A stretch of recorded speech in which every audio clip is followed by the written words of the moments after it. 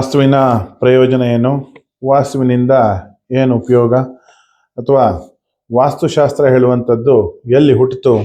ವಾಸ್ತು ಬಾಗಿಲು, ಕಿಟಕಿ, ಮೆಟ್ಲು ಇದ್ರ ಲೆಕ್ಕಾಚಾರದಲ್ಲೇ ಎಲ್ಲ ಮುಗಿದೋಗುತ್ತೆ. ಪುರುಷನ ಬಗ್ಗೆ ಪುರಾಣದಲ್ಲಿ ಇರತಕ್ಕಂಥ ಕಥೆಗಳ ವ್ಯಾಖ್ಯಾನವೇನು, ಇಂದ ನಾವು ಕಳೆದುಕೊಳ್ಳುವಂಥದ್ದೇನು ಮತ್ತೆ ಪಡೆದುಕೊಳ್ಳುವಂಥದ್ದೇನು, ಇದೆಲ್ಲ ಇವತ್ತಿನ ಸಂಚಿಕೆಯಲ್ಲಿ ನೋಡೋಣ. ಎಲ್ಲರಿಗೂ ನಮಸ್ಕಾರ. ಇಂದಿನ ಸಂಚಿಕೆಯಲ್ಲಿ ವಾಸ್ತುವಿನ ಬಗ್ಗೆ ಸ್ವಲ್ಪ ತಿಳಿದುಕೊಳ್ಳೋಣ. ವಸತಿ ಇತಿ ವಾಸ್ತು ಅಥವಾ ವಾಸ್ತವ್ಯತೆ ಇತಿ ವಾಸ್ತು ಅಂತೇಳಿ ಹೇಳಿದೆ.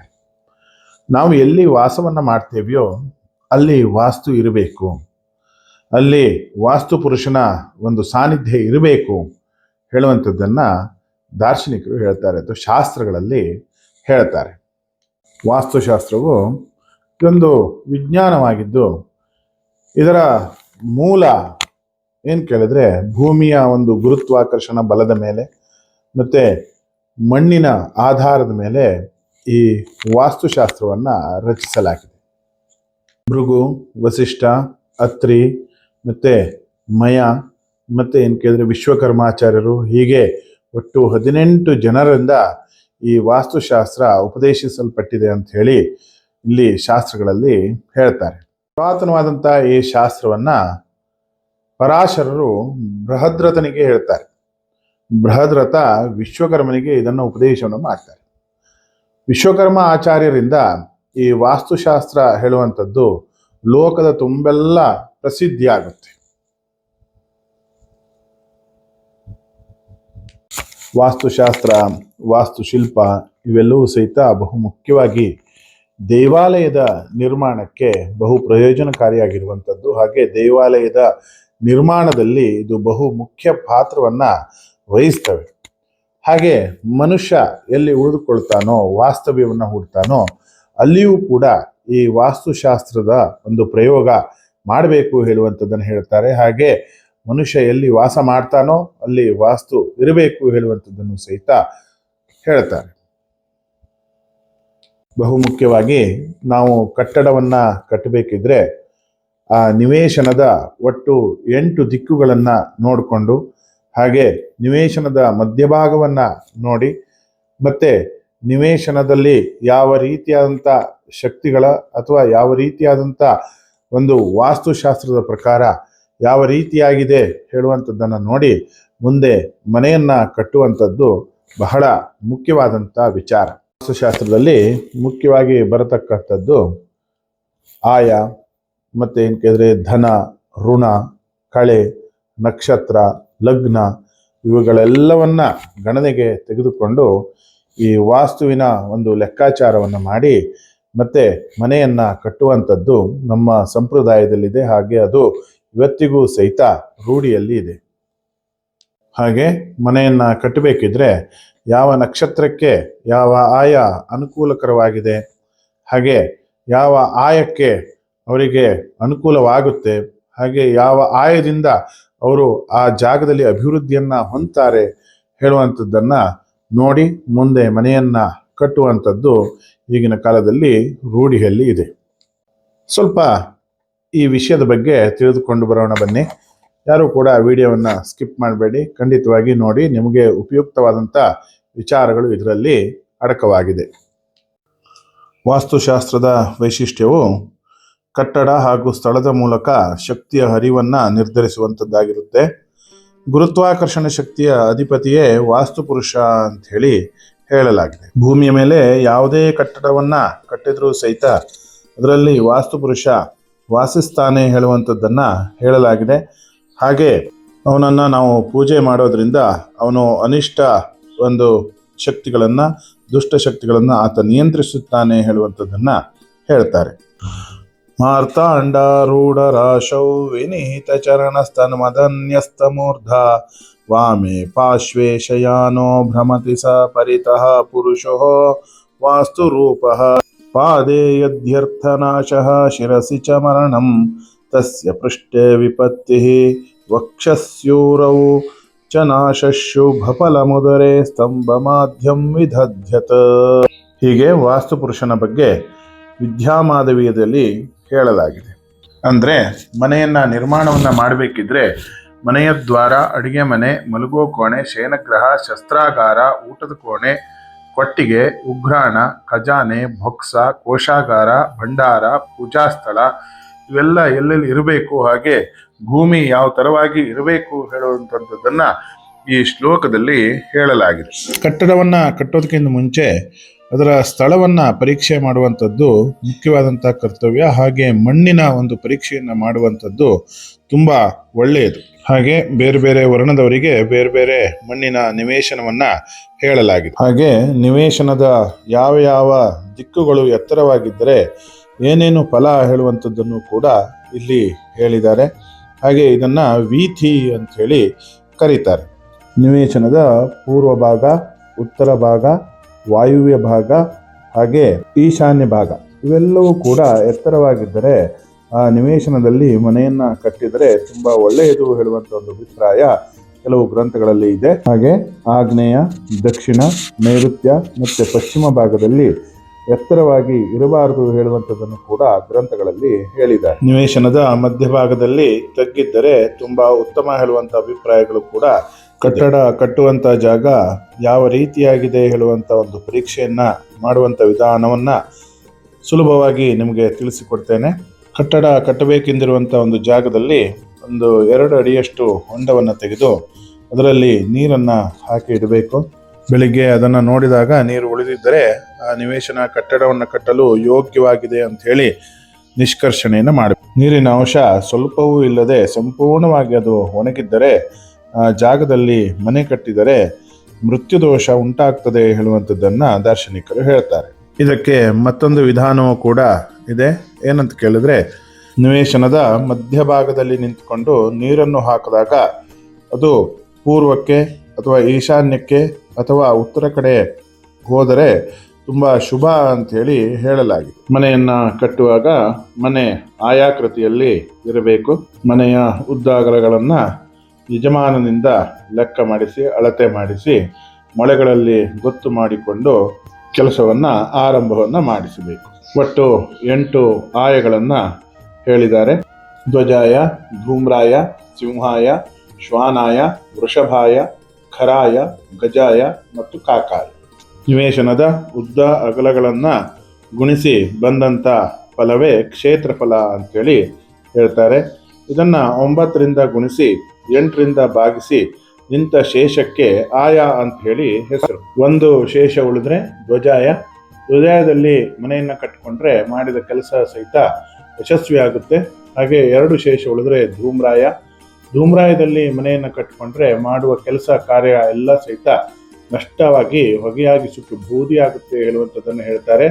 3 ಶೇಷ ಉಳಿದ್ರೆ ಸಿಂಹಾಯ. ಸಿಂಹಾಯದ ಅಳತೆಯಲ್ಲಿ ಮನೆ ಕಟ್ಟಿಕೊಂಡ್ರೆ ಶತ್ರುನಾಶ ಹಾಗೆ ಆರ್ಥಿಕವಾಗಿ ಅನುಕೂಲ ಆಗುತ್ತೆ ಹೇಳುವಂಥದ್ದನ್ನು ಹೇಳ್ತಾರೆ. 4 ಶೇಷ ಉಳಿದ್ರೆ ಶ್ವಾನಾಯ.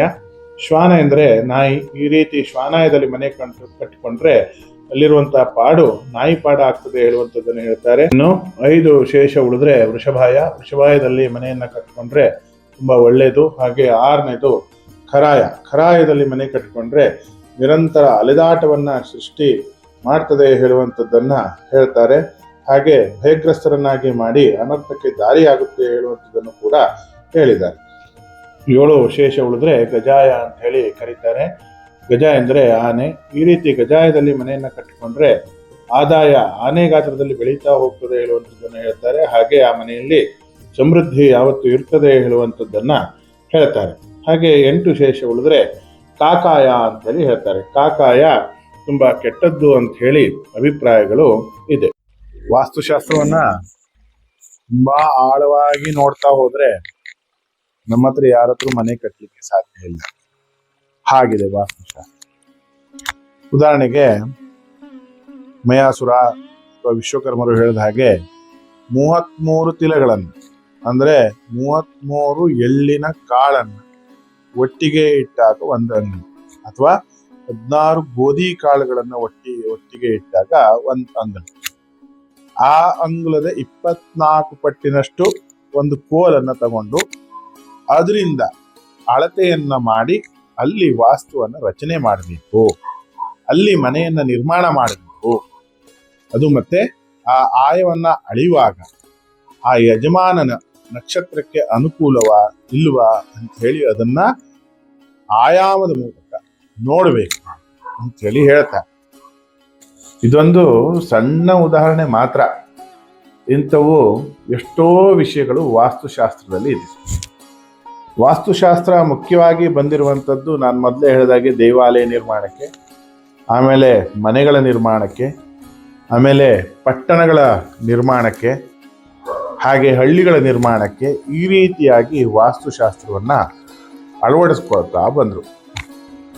ನಮ್ಮ ಹಿಂದಿನಿಂದಲೂ ಕೂಡ ಈ ವಾಸ್ತುಶಾಸ್ತ್ರದ ಬಗ್ಗೆ ಸಾಕಷ್ಟು ಚರ್ಚೆಗಳು ಇದೆ. ಹಾಗೆ ಬೇರೆ ಬೇರೆ ರೀತಿಯಾದಂತಕ್ಕಂಥ ಕಥೆಗಳು ಕೂಡ ಇದರಲ್ಲಿ ಇದೆ. ಇದರಲ್ಲಿ ಬಹುಮುಖ್ಯವಾಗಿ 2 ಪುರಾಣ ಕಥೆಗಳನ್ನು ಹೇಳ್ಬೋದು.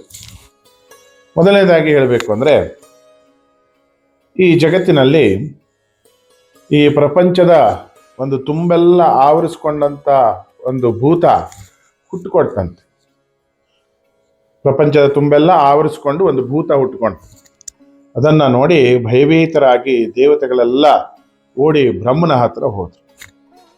ಬ್ರಹ್ಮನ ಹತ್ರ ಹೋದಾಗ ಬ್ರಹ್ಮ ಹೇಳ್ತಾನೆ, ನೀವೇನು ಭಯಪಡಬೇಡಿ, ಅದರ ಒಂದು ಮುಖವನ್ನ ಕೆಳಗೆ ಮಾಡಿ ಅದನ್ನ ಏನ್ ಕೇಳಿದ್ರೆ ತಳ್ಳಿಬಿಡಿ ಅಂತೇಳಿ ಹೇಳಿದ್ರು. ದೇವತೆಗಳೆಲ್ಲ ಸೇರಿ ಆ ಭೂತವನ್ನ ಏನ್ ಮಾಡ್ತಾರೆ ಅಂತ ಕೇಳಿದ್ರೆ ಕೆಳಮುಖನಾಗಿ ತಳ್ಳಿಬಿಡ್ತಾರೆ. ಅದು ಬಂದು ಭೂಮಿಯ ಮೇಲೆ ಬೀಳುತ್ತೆ. ಯಾವ ರೀತಿಯಾಗಿ ಅಂತ ಕೇಳಿದ್ರೆ, ಈಶಾನ್ಯದಲ್ಲಿ ತಲೆ, ಹಾಗೆ ನೈಋತ್ಯಕ್ಕೆ ಕಾಲು, ಈ ರೀತಿಯಾಗಿ ಭೂಮಿಯ ಮೇಲೆ ಅದು ಬೀಳುತ್ತೆ. ಬಿದ್ದು ಘಾಸಿ ಆಗುತ್ತೆ. ಹಾಗೆ ಅಂತ ಕೇಳಿದ್ರೆ ಸ್ವಲ್ಪ ದಿನಗಳ ನಂತರ ಆ ಭೂತ ಬಂದು ಏನ್ ಕೇಳಿದ್ರೆ ಬ್ರಹ್ಮನ ಹತ್ರ ಕೇಳುತ್ತೆ, ನೀನೇ ಸೃಷ್ಟಿಕರ್ತ, ನೀನು ಸೃಷ್ಟಿಕರ್ತ, ನನ್ನನ್ನ ಸೃಷ್ಟಿ ಮಾಡಿದಂಥವನು ಕೂಡ ನೀನೇ.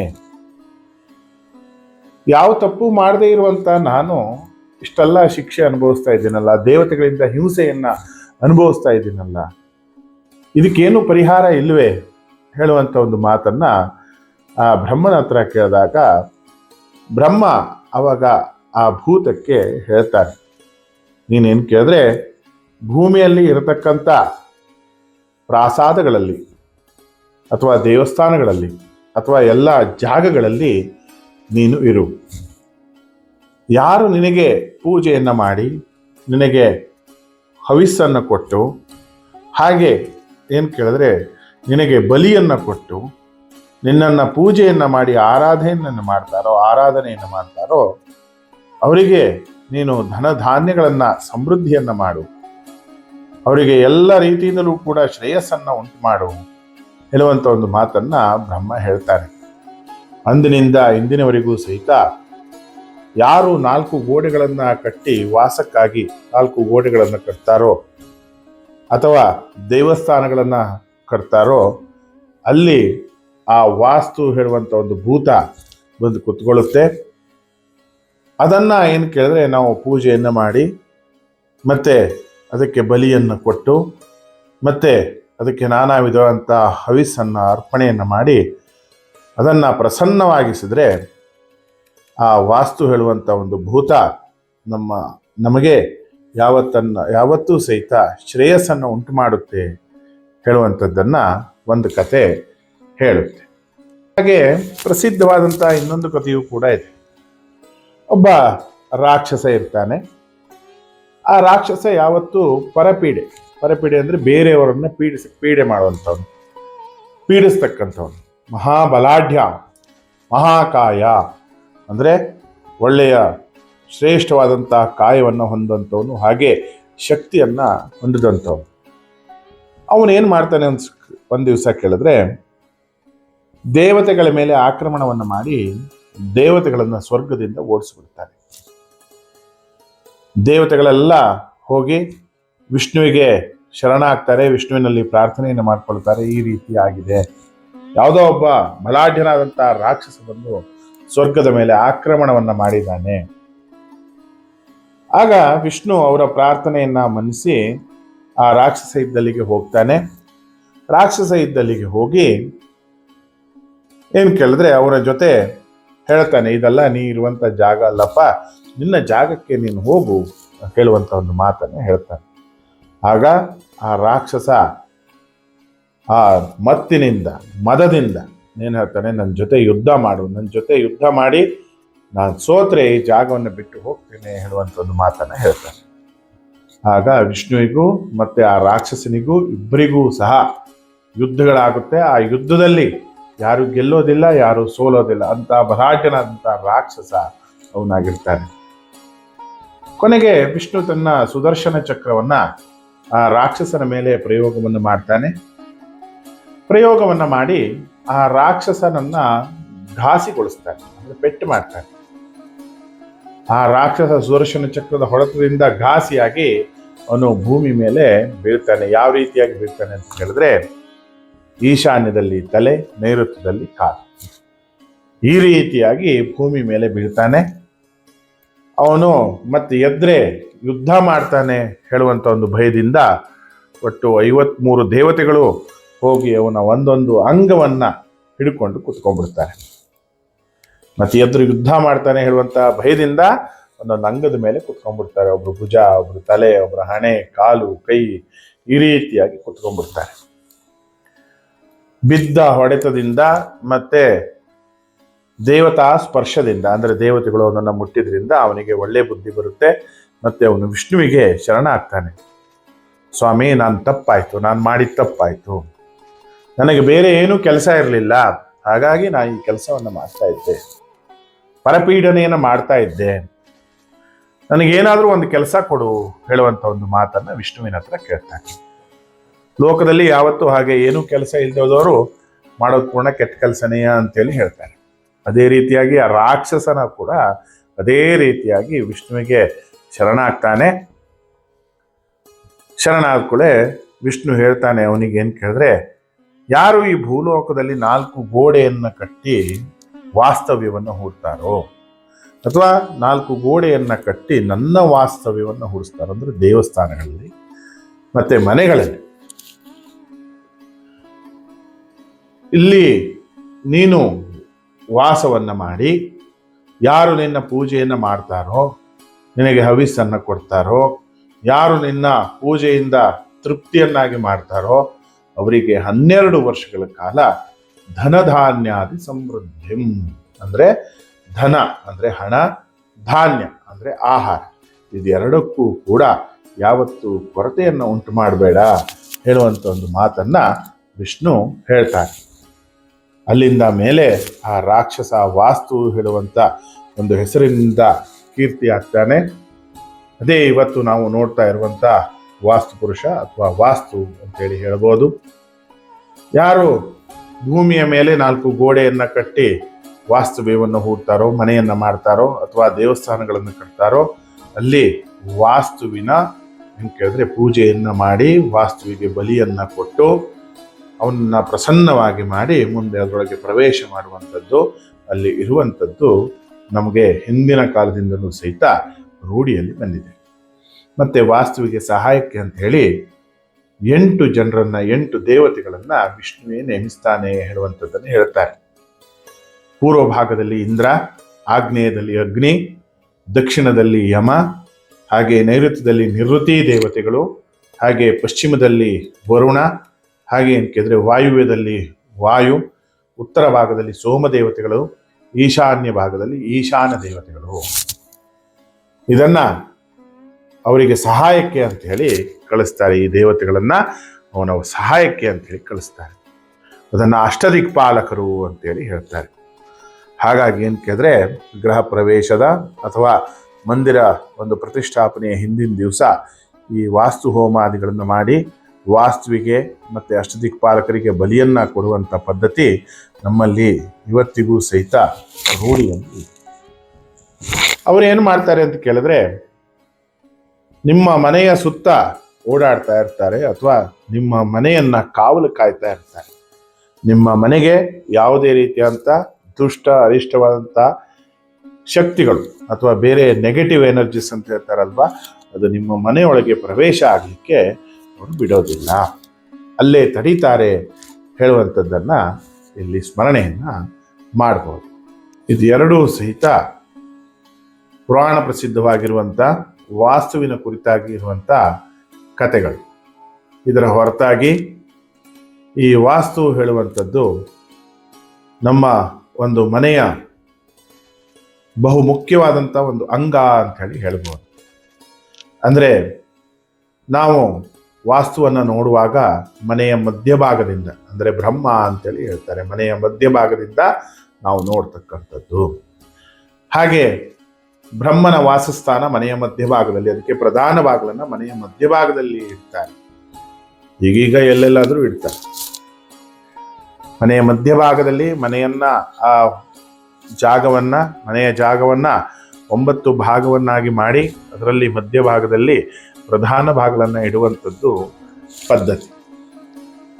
ಈಗಿನ ಒಂದು ದಿನಮಾನಗಳಲ್ಲಿ ಎಲ್ಲರೂ ವಾಸ್ತು ತಜ್ಞರೇ, ಎಲ್ಲರೂ ವಾಸ್ತು ಹೇಳುವಂಥವರೇ. ಎಲ್ಲರ ಮನೆಯಲ್ಲೂ ಕಷ್ಟನೇ. ಆ ಕಷ್ಟವನ್ನು ಕೇಳಿಕೊಂಡು ಎಲ್ಲರೂ ಆ ಕಷ್ಟಕ್ಕೆ ಒಂದೊಂದು ಪರಿಹಾರ.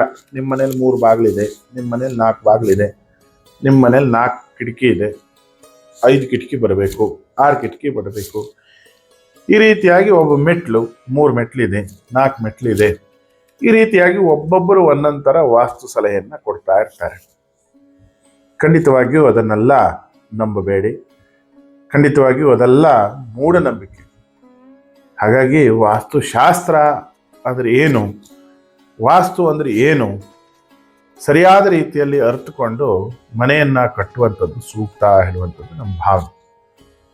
ಮುಖ್ಯವಾಗಿ ಪೂರ್ವದ ಒಂದು ಜಾಗದಲ್ಲಿ ಪೂರ್ವದಲ್ಲಿ ಬಾಗಿಲು ಅಥವಾ ಉತ್ತರದಲ್ಲಿ ಬಾಗಿಲನ್ನು ಮಾಡಿಕೊಂಡ್ರೆ ತುಂಬ ಶ್ರೇಷ್ಠವಾಗಿರುವಂಥದ್ದು. ಹಾಗೆ ನಕ್ಷತ್ರದ ಆಧಾರದ ಮೇಲೆ ಬೇರೆ ಬೇರೆ ಬಾಗಿಲುಗಳನ್ನು ಕೂಡ ಅಥವಾ ವಾಸ್ತು ಪುರುಷನ ಒಂದು ದೃಷ್ಟಿಯಿಂದ ಸಂಚಾರದಿಂದ ಬೇರೆ ಬೇರೆ ಬಾಗಿಲನ್ನು ಕೂಡ ಹೇಳಿದ್ದಾರೆ. ಇಂಥ ಮಾಸದಲ್ಲಿ ಅಂದರೆ ವಾಸ್ತು ಪ್ರತಿಷ್ಠೆ ಆದರೆ ಇಂಥ ಮಾಸದಲ್ಲಿ ಮನೆಯನ್ನು ಕಟ್ಟಲಿಕ್ಕೆ ಆರಂಭ ಮಾಡಿದ್ರೆ ಒಳ್ಳೆಯದು ಹೇಳುವಂಥದ್ದನ್ನು ಕೂಡ ವಾಸ್ತುಶಾಸ್ತ್ರದಲ್ಲಿ ಹೇಳಿದ್ದಾರೆ. ಹಾಗೆ ಸಾಮಾನ್ಯವಾಗಿ ಹೇಳಬೇಕಂದ್ರೆ ಪೂರ್ವದಲ್ಲಿ ಬಾಗಿಲನ್ನು ಇಡುವಂಥದ್ದು, ಆಗ್ನೇಯದಲ್ಲಿ ಅಗ್ನಿ ಅಂದರೆ ಅಡಿಗೆ ಮನೆ, ದಕ್ಷಿಣದಲ್ಲಿ ಎಲ್ಲ ಕರ್ಮಗಳಿಗೂ ಸಹಿತ ನಕಾರವನ್ನು ಹೇಳಲಾಗಿದೆ. ಹಾಗೆ ನೈಋತ್ಯದಲ್ಲಿ ನಿಮ್ಮ ಒಂದು ಏನು ಕೇಳಿದ್ರೆ ಬೀರು ಅಂದರೆ ಮಲಗುವಂಥ ಕೋಣೆ ಇರಬಹುದು ಅಥವಾ ವಾಯುವ್ಯದಲ್ಲಿ ಮಲಗುವಂಥ ಕೋಣೆ ಇರಬಹುದು. ಹಾಗೆ ಪಶ್ಚಿಮದಲ್ಲಿ ಬಾವಿ ಅಂತೇಳಿ ಹೇಳ್ತಾರೆ, ಹಾಗೆ ಅಥವಾ ಪೂರ್ವದಲ್ಲಿ ಬಾವಿ ಅಂತೇಳಿ ಹೇಳ್ತಾರೆ. ಹಾಗೆ ಉತ್ತರ ಭಾಗದಲ್ಲಿ ಅತಿಥಿ ಸತ್ಕಾರ ಕೋಣೆಯನ್ನು ಇಡಬೇಕು ಹೇಳುವಂಥದ್ದನ್ನು ಹೇಳ್ತಾರೆ. ಈಶಾನ್ಯ ದಿಕ್ಕಿನಲ್ಲಿ ಏನು ಕೇಳಿದ್ರೆ ಎಲ್ಲ ರೀತಿಯಂಥ ಚಟುವಟಿಕೆಗಳು ಅಥವಾ ದೇವಸ್ಥಾನವನ್ನು, ದೇವರ ಒಂದು ಮನೆಯನ್ನು ಅಲ್ಲಿ ಈಶಾನ್ಯ ದಿಕ್ಕಿನಲ್ಲಿ ಮಾಡಿದ್ರೆ ತುಂಬ ಉತ್ತಮ ಹೇಳುವಂಥದ್ದನ್ನು ಹೇಳಿದ್ದಾರೆ. ಇದೆಲ್ಲವೂ ಸಹಿತ ವಾಸ್ತುಶಾಸ್ತ್ರದಲ್ಲಿ ನೀವು ಇವತ್ತು ತಿಳ್ಕೊಂಡಿರುವಂಥ ವಿಷಯಗಳು. ಮುಖ್ಯವಾಗಿ ಮನೆಯನ್ನು ನಿಮಗೆ ಕಟ್ಟಬೇಕು ಅಂತ ಹೇಳಿ ಅನ್ನಿಸಿದಾಗ, ಮನೆಯನ್ನು ಕಟ್ಟಬೇಕು ಅಂತ ಹೇಳಿರುವಂಥ ಒಂದು ಜಾಗದ ಒಂದು ಪರೀಕ್ಷೆಯನ್ನು ಮಾಡಿಸ್ಕೊಳ್ಳಿ. ಮೊದಲನೇದಾಗಿ ಮಣ್ಣಿನ ಪರೀಕ್ಷೆ, ಎರಡನೇದಾಗಿ ವಾಸ್ತು ದೇವತೆಗಳ ಪರೀಕ್ಷೆ, ಮೂರನೇದಾಗಿ ಆ ಜಾಗದ ಪರೀಕ್ಷೆ. ಇದನ್ನೆಲ್ಲವನ್ನ ಮಾಡಿಸ್ಕೊಂಡು ಆಯವನ್ನು ತೆಗೆದುಕೊಂಡು ನಿಮ್ಮ ನಕ್ಷತ್ರಕ್ಕೆ ಯಾವ ಆಯ ಸೂಟ್ ಆಗುತ್ತೋ, ಯಾವ ಆಯ ಚೆನ್ನಾಗಿ ಬರುತ್ತೋ ಆ ಆಯದಲ್ಲಿ ಅಲ್ಲಿ ಏನು ಕೇಳಿದ್ರೆ ಮನೆಯನ್ನು ಕಟ್ಟಲಿಕ್ಕೆ ಆರಂಭವನ್ನು ಮಾಡಿ. ಇದಕ್ಕೂ ಕೂಡ ನಾನು ಹೇಳೋದೇನು ಕೇಳಿದ್ರೆ, ಈ ವಾಸ್ತುಶಾಸ್ತ್ರದಲ್ಲಿ ತಜ್ಞರಾಗಿರುವಂಥ, ವಾಸ್ತುಶಾಸ್ತ್ರವನ್ನು ಅರಿತಿರತಕ್ಕಂಥ ಜನರನ್ನು ಕೇಳಿಕೊಂಡು, ದೈವಜ್ಞರನ್ನು ಕೇಳಿಕೊಂಡು ಒಳ್ಳೆಯ ದಿವಸ, ಒಳ್ಳೆಯ ಮಾಸ, ಒಳ್ಳೆಯ ತಿಥಿ, ಒಳ್ಳೆಯ ನಕ್ಷತ್ರ, ಒಳ್ಳೆಯ ಕರಣ, ಒಳ್ಳೆಯ ಯೋಗದಲ್ಲಿ ಆರಂಭ ಮಾಡುವಂಥದ್ದು ಉತ್ತಮ ಅಂಥೇಳಿ ನಾನಿಲ್ಲಿ ಹೇಳಲಿಕ್ಕೆ ಬಯಸ್ತೇನೆ. ಹಾಗಾಗಿ ಎಲ್ಲರೂ ಸಹಿತ ಈ ಬೇರೆ ಬೇರೆ ವಾಸ್ತು, ನಮ್ಮಲ್ಲಿ ಈಗ ಚೈನಾ ವಾಸ್ತು ಬಂದಿದೆ, ಜರ್ಮನ್ ವಾಸ್ತು ಬಂದಿದೆ, ಅಮೇರಿಕಾ ವಾಸ್ತು ಬಂದಿದೆ, ಎಲ್ಲ ಕಡೆ ವಾಸ್ತುಗಳು ಇಲ್ಲಿ ಮಿಶ್ರವಾಗಿ ಎಲ್ಲರೂ ಅದಕ್ಕೆ ವಾಸ್ತು ಹೇಳುವಂಥವರೇ ಆಗಿದ್ದಾರೆ. ಮಂಗಳೂರಿನಲ್ಲಿರುವಂಥ ವಾಸ್ತು ಇಲ್ಲಿ ಬೆಂಗಳೂರಿನಲ್ಲಿ ಬರೋದಿಲ್ಲ, ಬೆಂಗಳೂರಿನ ವಾಸ್ತು ಮಂಗಳೂರಿಗೆ ಆಗೋದಿಲ್ಲ. ಯಾಕೆ? ಅಲ್ಲಿರುವಂಥ ವಾತಾವರಣನೇ ಬೇರೆ, ಇಲ್ಲಿರುವಂಥ ವಾತಾವರಣನೇ ಬೇರೆ. ಹಾಗಾಗಿ ದೇಶ ಕಾಲವು ಸಂಕೀರ್ತ್ಯ, ಆಯಾ ದೇಶಕ್ಕೆ ಆಯಾ ಕಾಲಕ್ಕೆ ತಕ್ಕನ ಹಾಗೆ ವಾಸ್ತುವನ್ನು ನೋಡಿಕೊಂಡು ಮನೆಯನ್ನು ಕಟ್ಟಿಕೊಂಡು ಅಲ್ಲಿ ಸುಖ ಜೀವನವನ್ನು ನಡೆಸಿ ಹೇಳುವಂಥದ್ದನ್ನು ಹೇಳ್ತಾ ಇವತ್ತಿನ ದಿವಸ ಈ ವಿಡಿಯೋವನ್ನು ಮುಗಿಸ್ತಾ ಇದ್ದೇನೆ. ನಮಸ್ಕಾರ. ವಿಡಿಯೋವನ್ನು ನೋಡಿದ್ರಲ್ಲ, ಹೇಗೆ ಅನಿಸ್ತು ಹೇಳುವಂಥದ್ದನ್ನು ಖಂಡಿತವಾಗಿ